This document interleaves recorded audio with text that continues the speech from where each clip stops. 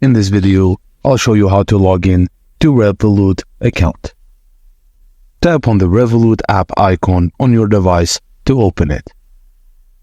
On the login screen, enter the phone number associated with your Revolut account and tap Continue.